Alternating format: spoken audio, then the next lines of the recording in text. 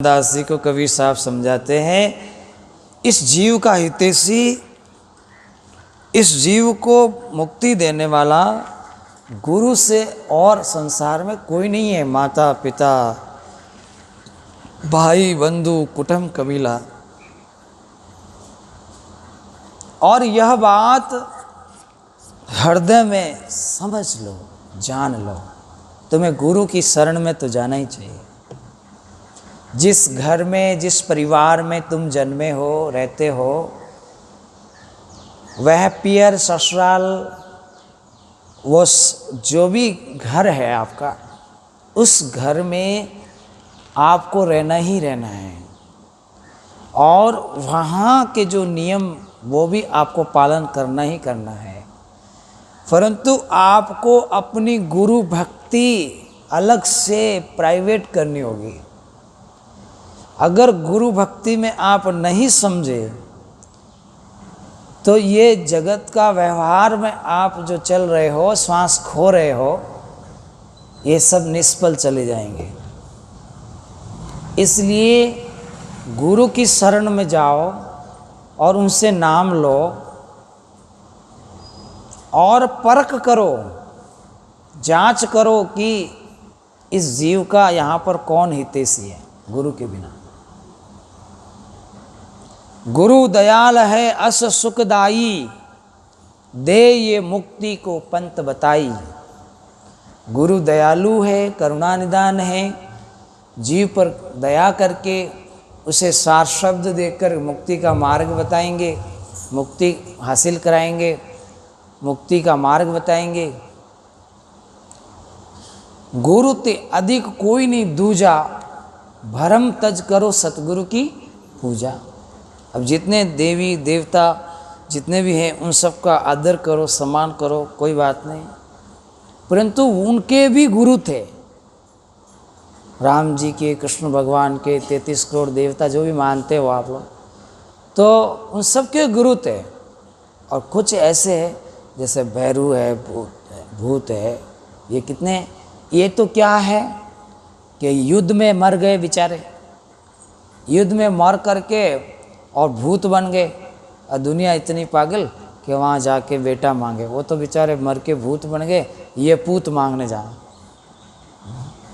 दुनिया ही पागल है, क्या करें। तो इस तरह से कहते हैं कि भ्रम तज करो सतगुरु की पूजा। सभी भ्रम तज दो। आने वाले 10 साल, 20 साल, 25 साल, 30 साल में तुम कबीर साहब की बात पे ही आओगे। आज नहीं समझ रहे हो तो इसी बात पे वापस आओगे। जो नहीं आए तो इसी गांव में, इसी खेतों में, इसी शहरों में फिर तुम आओगे, पर तुम्हारा रूप ये नहीं रहेगा।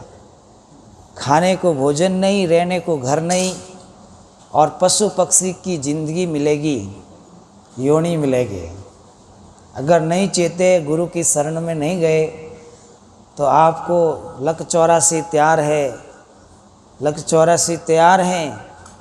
माता पिता सब मिलेंगे, पर वो सींग पूछ के मिलेंगे, पर पंख के मिलेंगे।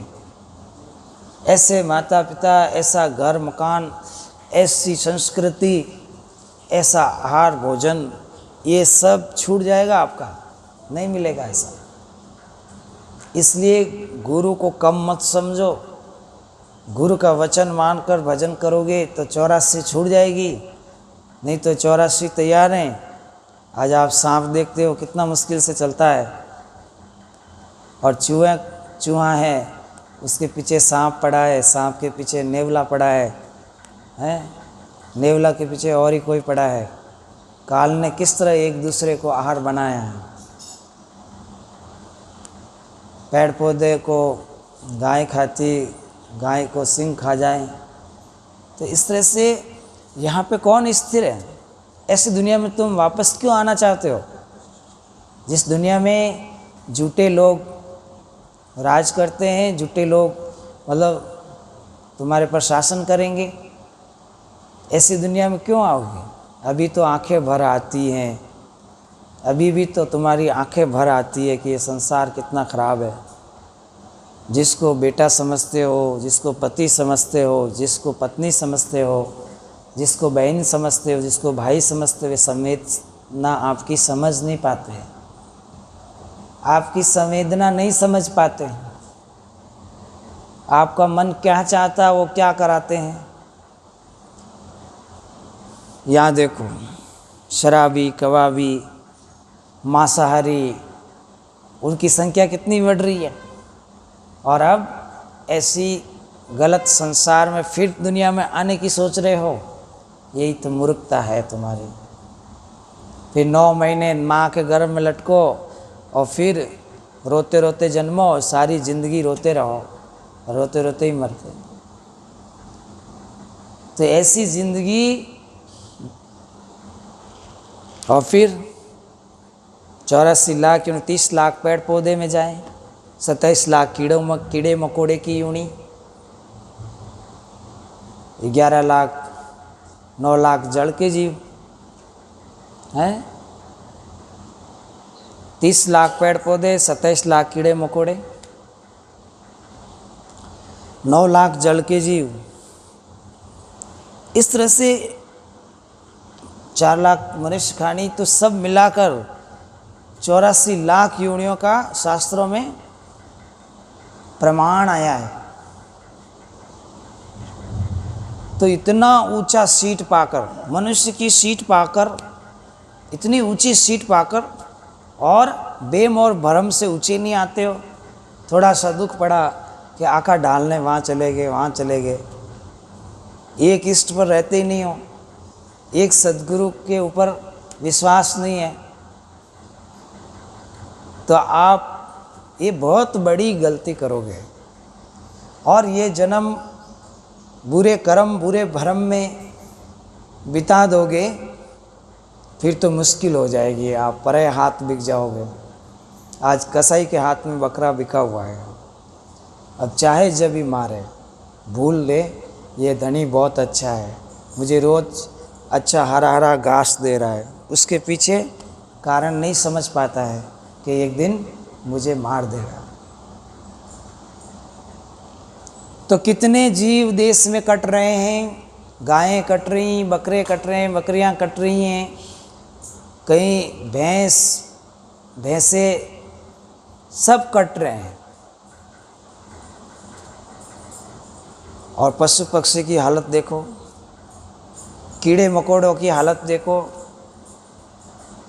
जल में रहने वाली मछलियों की हालत देखो, उनके पीछे मगरमच्छ पड़े ही रहते हैं। जंगलों की हालत देखो, वहाँ पर हिरण रहती है, हरे हरे घास खाती, एक बगला है, 10 बार देखना पड़ता है कोई आयक नहीं आया, कोई सिंह हमला न कर दे। चिड़िया के घोंसले में झांक के देखो, चिड़िया एक बार दाना अपने बच्चों को चुगा रही है, 10 बार इधर देख रही है कि कोई और नहीं आ गया मुझे मारने के लिए। ये सब पक्षियों की ज़िंदगी देखो।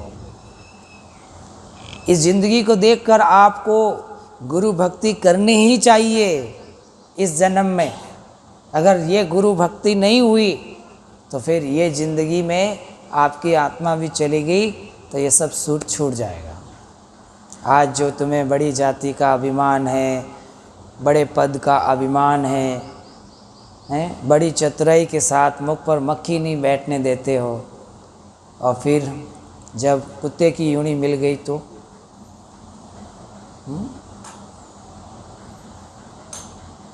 पार लगन को सब कोई धावे, बिना गुरु कोई पार नहीं पावे।